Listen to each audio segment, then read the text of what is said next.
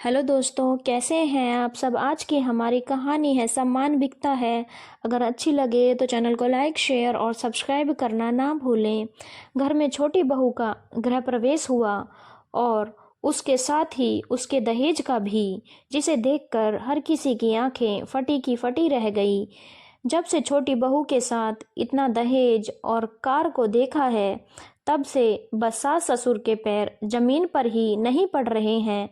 बड़े गर्व से लोगों को बता रहे हैं कि छोटी बहू दहेज में कार लेकर आई है। रमन एक व्यापारी है। उसके घर में उसकी पत्नी नैना, बड़ा बेटा सुनील और उसकी पत्नी रिया है। छोटा बेटा रवि, जिसका कल ही रमा के साथ विवाह हुआ है।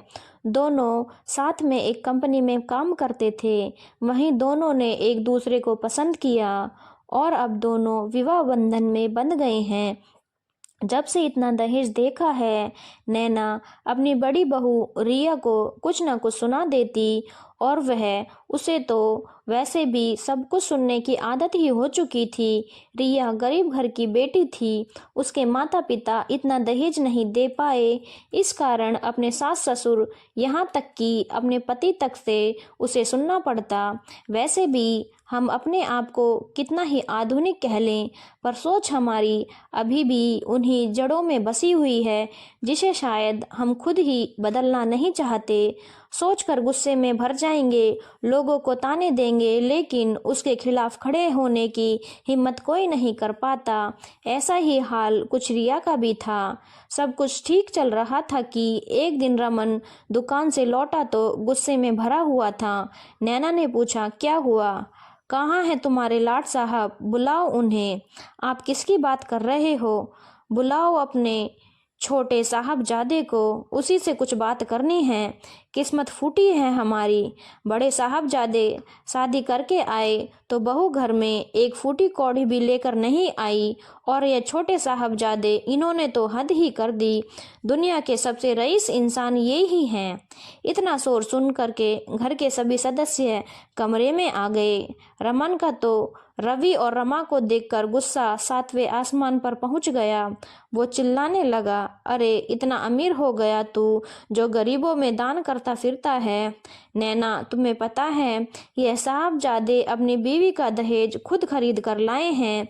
रमा के परिवार ने कुछ नहीं दिया, उसके लिए इसने लोन तक लिया है। हे भगवान, इतना बड़ा धोखा!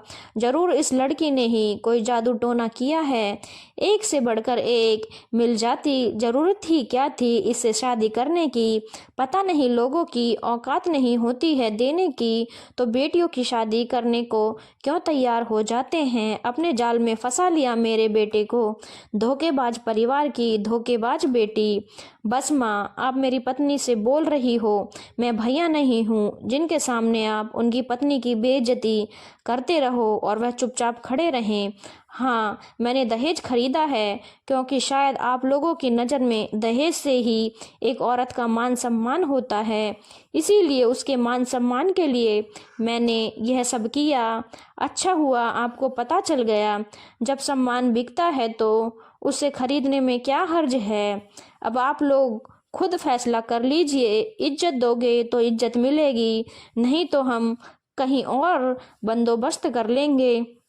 अपने बेटे के मुंह से ऐसी बात सुनकर ना तो रमन के पास बोलने के लिए कुछ बचा था और ना ही नैना के पास।